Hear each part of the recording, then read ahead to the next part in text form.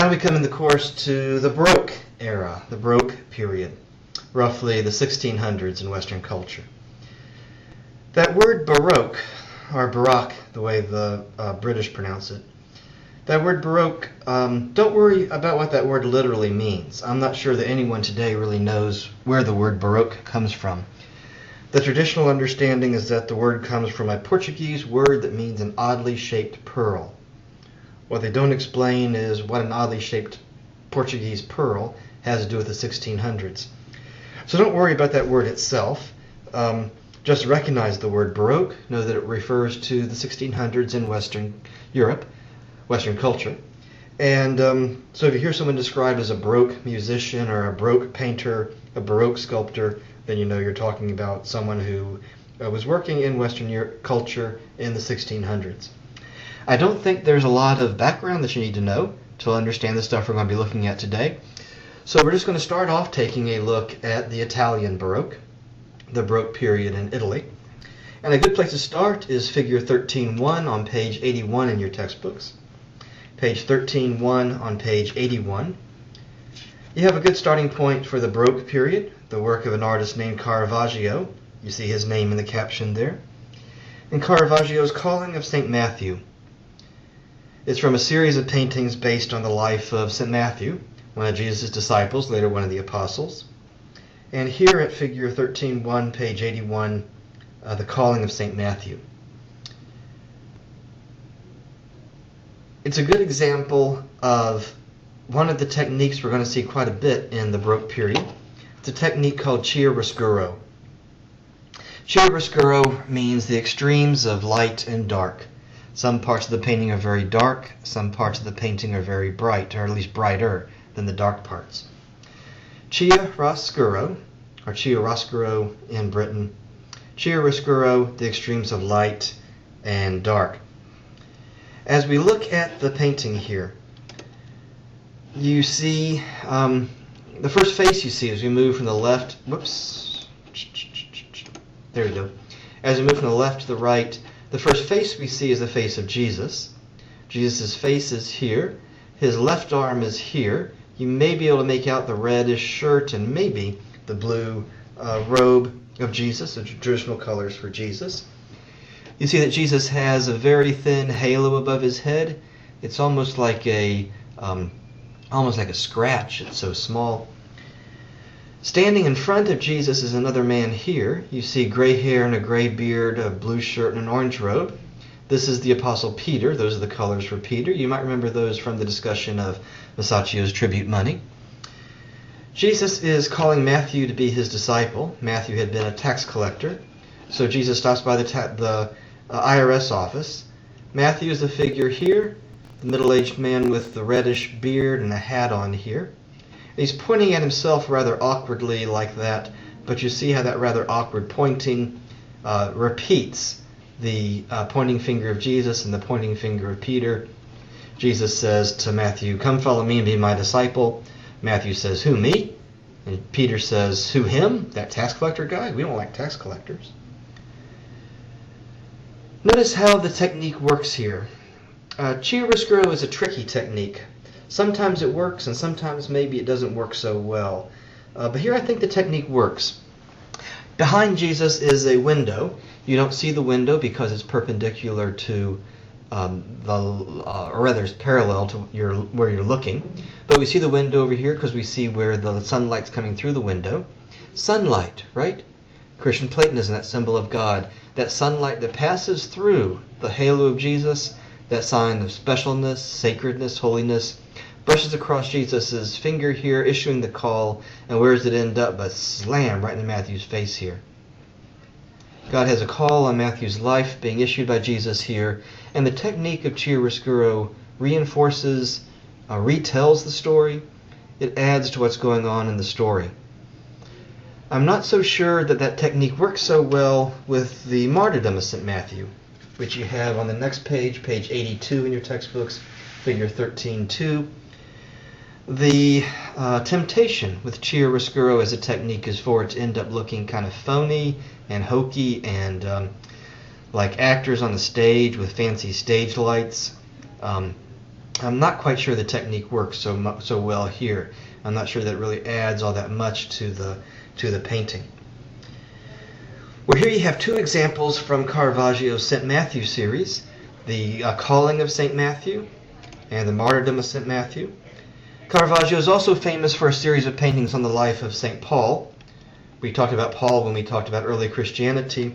On that page 13:4, you have Caravaggio's Calling, the Conversion of Paul on the road to Damascus. It's a dramatic story told in the book of Acts in the New Testament.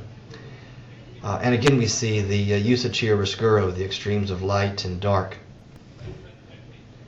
Figure 13:3 on page 82. Another painting by Caravaggio, the Madonna of Loreto. A good example of another concept to associate with Caravaggio, and that is what's called naturalism. That's just the word natural and then ism, naturalism. So far in the course we've been using the word realism pretty naively. We haven't really defined the word or the concept, just using the word realism to mean something that looks real. Naturalism is kind of the next step from realism. With realism, the objects in a painting or a sculpture look real, but with naturalism they appear to be in the same condition as a real object. And the operative word there is the same condition. Here we see a scene we're going to see later on in the semester as well. It's a common scene. Two pilgrims come to worship baby Jesus.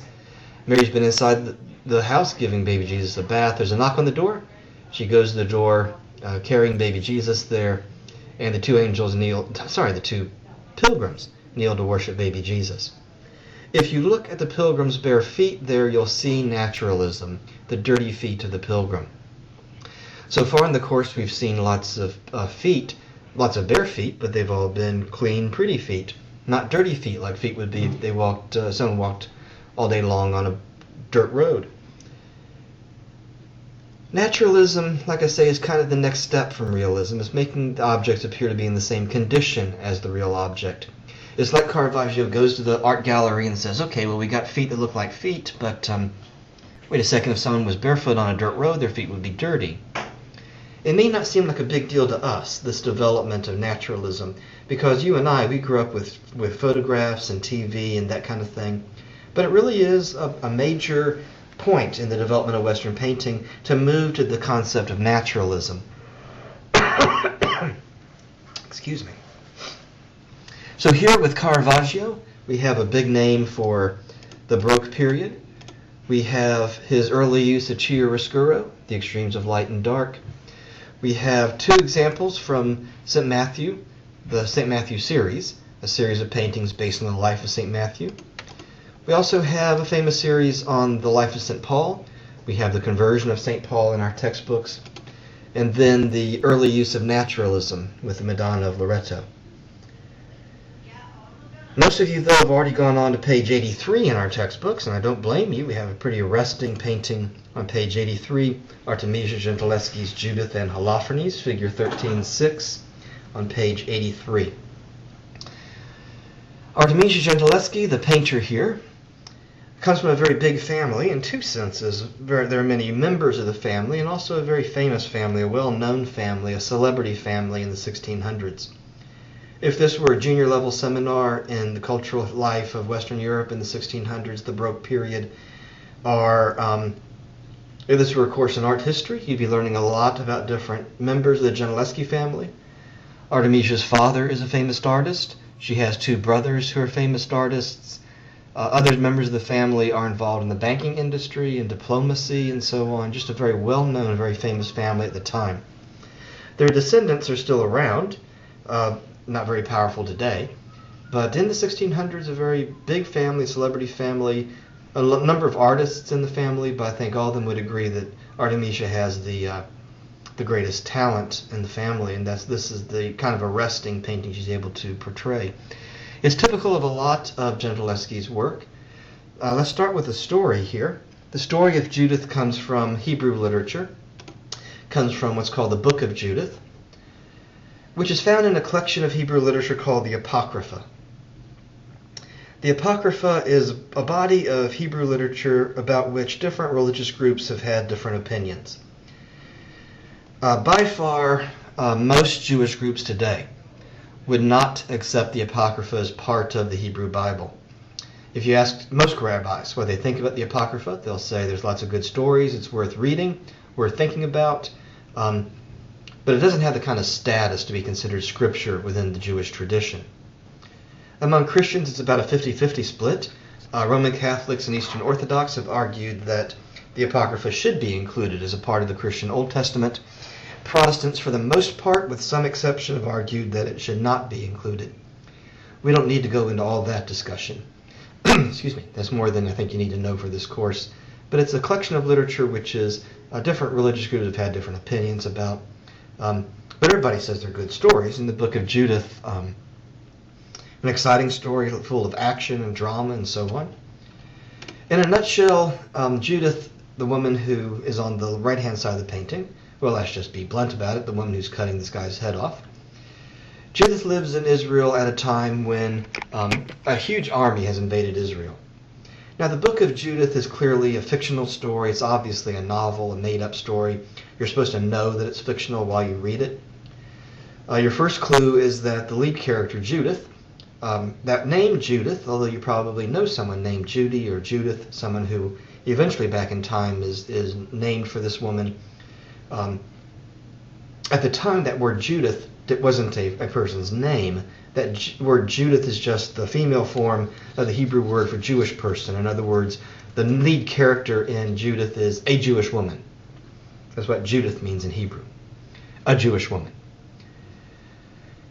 And it's the same game you see going on with that medieval play, Everyman. The lead character is a Jewish woman. She lives in Israel at a time when Israel's been invaded by a huge army, an army that is sometimes described as an Egyptian army, sometimes it's an Assyrian army, sometimes it's a Babylonian army. Again, you're supposed to know it's a made-up story. Those are your clues. Just all the bad guys get together and invade Israel. They're led by a general named Holofernes.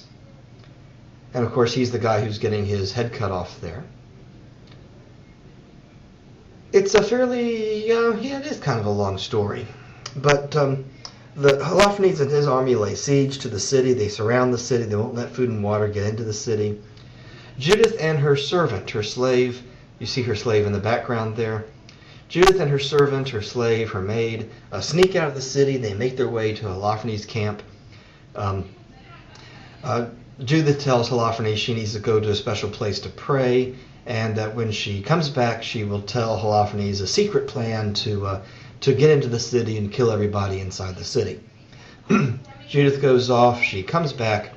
She tells Holofernes that if he and she meet together privately, she will reveal to him a secret way to destroy the people inside the city.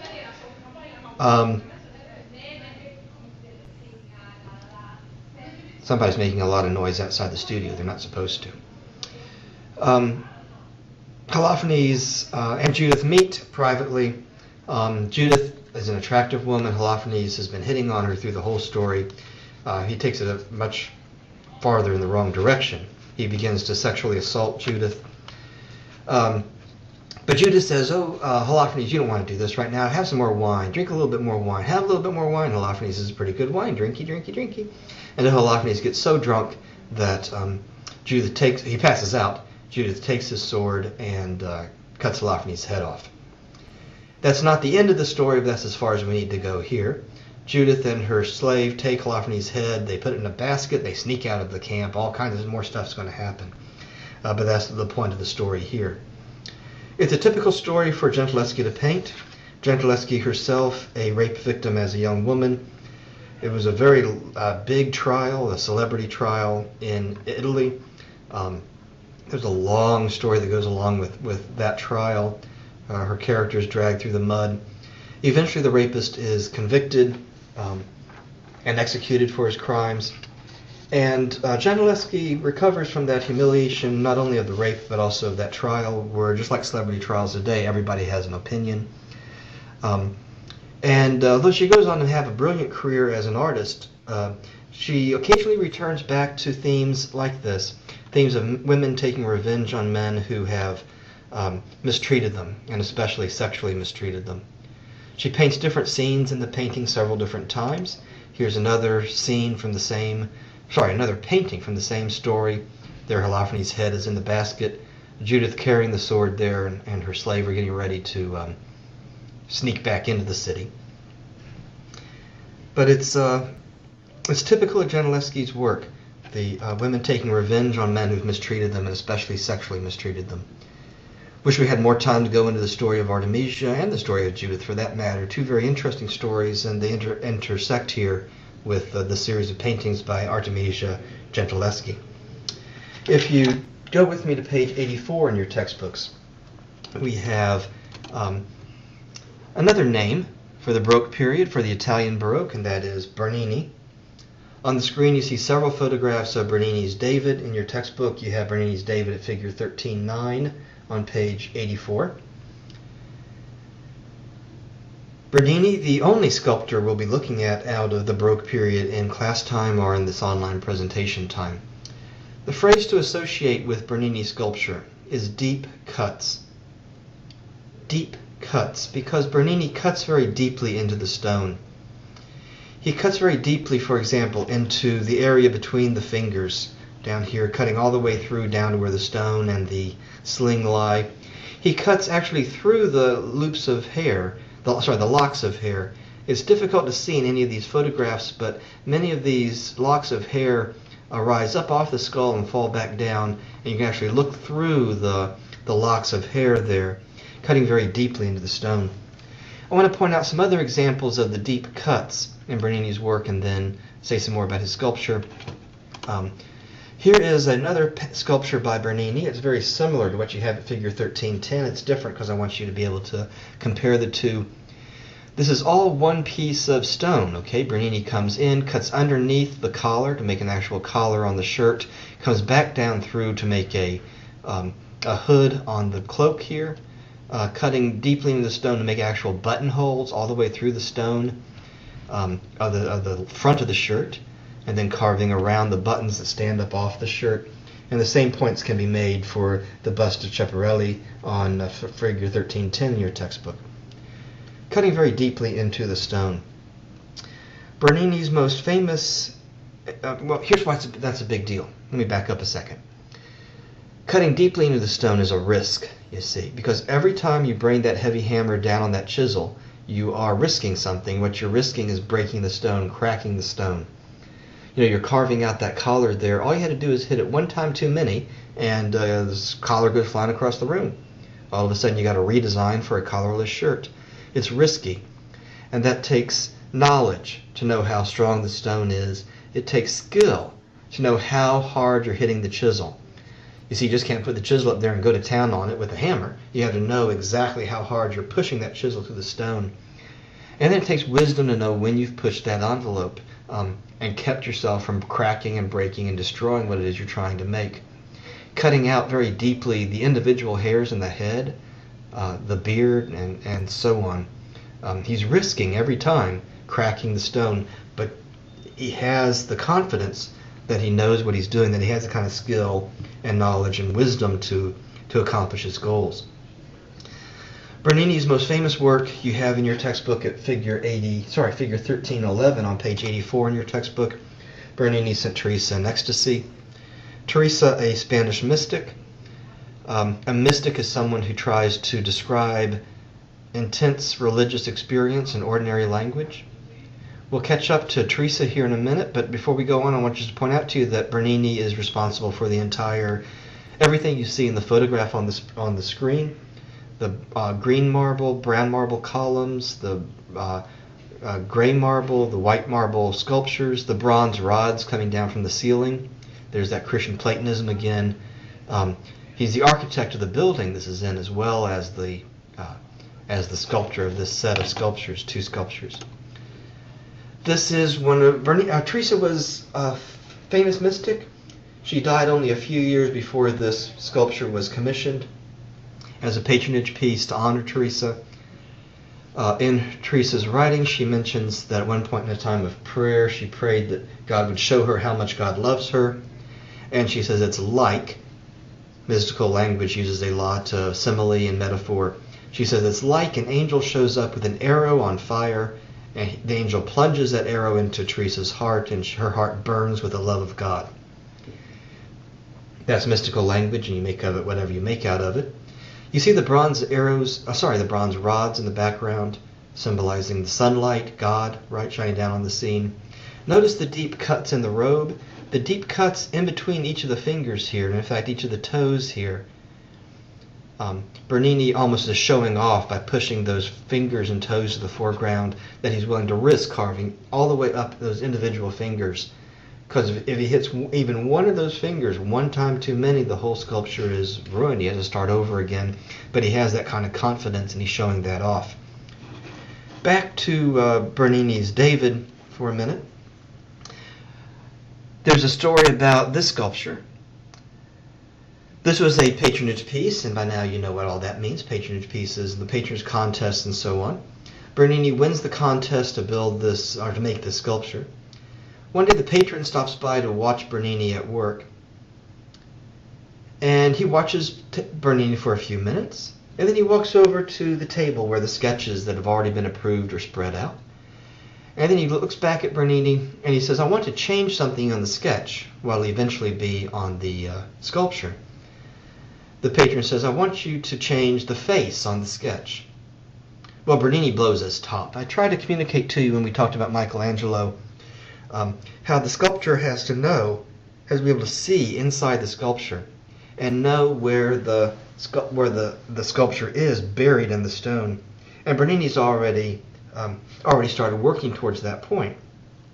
Well, Bernini says, what's wrong? What's wrong with the face? I've tried to draw there on the sketch the face of a man who's determined to succeed, who is confident in his abilities, and who is intent on being successful.